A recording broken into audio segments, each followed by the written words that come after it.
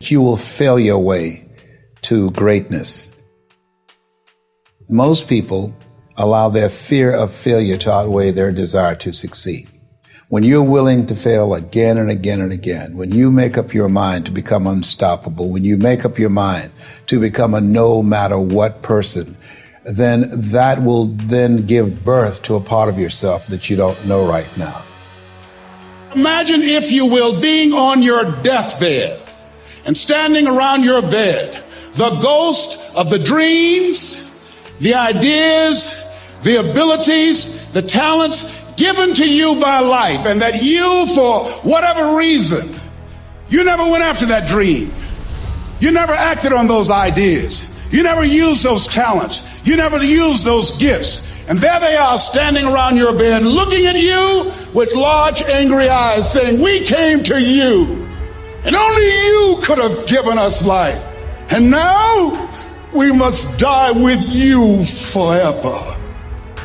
See, most people stop short of their dreams and park and get off the highway of life because of the rejections of life. You will always be rejected. It's no big deal. Jack Canfield said rejection is a myth. It's not like when somebody says no and then they slap you. No, it's just, to me, make no your vitamin. Get excited about the no. Why? Because every time someone says no, that brings you another step to a yes. You're getting closer. Trust me, you will win if you don't quit. You will win if you don't quit. Even a broke clock is right twice a day. As you go through the challenges of life and you look at it and embrace whatever comes to you, don't run from it. Step toward it. Don't try and duck it like most people do. See, most people want it easy. See, if you easy come, easy what? Easy go. See, but when you go at what you're going to deal with and you deal with the difficulties of it, when you handle those hard things close at hand, making those hard decisions right now that you don't want to make, learning those things that you don't like to do, but you know that in order for you to get where you want to go, this is one of the hoops that you have to flip through. And I'm saying to you, whatever you got to do it, because if you don't, life is going to whoop you until you surrender. You have something that you brought to the universe, and that if you decide that my life deserves my developing this what I do well, and becoming the best at it, and mastering myself, and seeing what I have within me, if you decide to drop your buckets where you are and develop your gifts, I grant you, you'll never ever be without.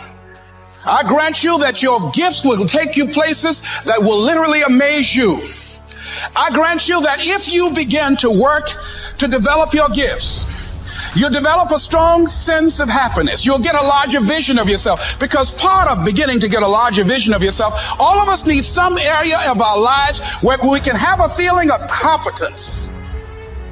That people know when they think about this area, that's something you do.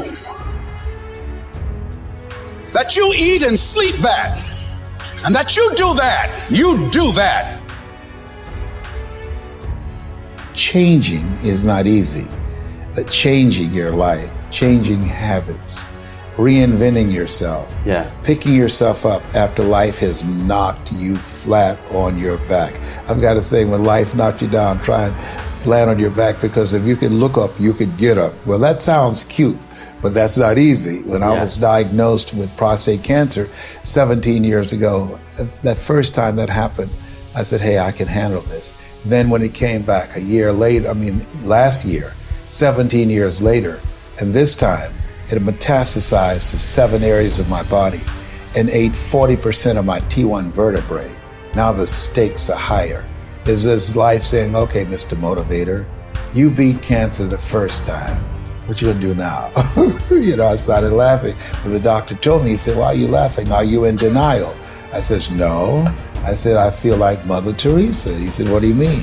She said, Lord, I know you know how much I can bear. I just wish you didn't have so much confidence in me. I said, the stakes are higher. So I've got to dig in and got to fight more, because at the end of the day, life is a fight for territory. And once you stop fighting for what you want, what you don't want will automatically take over.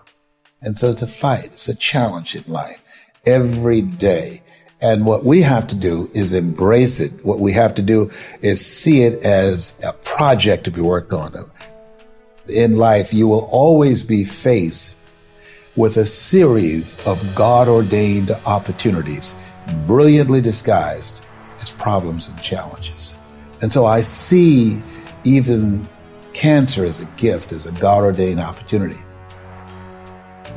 If you died today, what dreams, what ideas, what talents, what books, what music, what leadership, what voice will die with you? There are a lot of people who are biting their fingers in fear that they might lose their jobs. But there are few people who have decided within themselves, I'm going to make it. Some people aren't waiting to be cut. Some people are moving on their own because they feel within themselves, I've got what it takes to make it. They're not afraid about tomorrow because of how they see themselves, because of what they feel that they deserve, because of what they feel that they can create for themselves. Because these people have decided, as they look at the future, as they look at themselves, there's a way. Where there's a will, there's a way for me to begin to create a way out of no way. And when you have that kind of consciousness, when you have that kind of spirit, nothing can stop you. Nothing.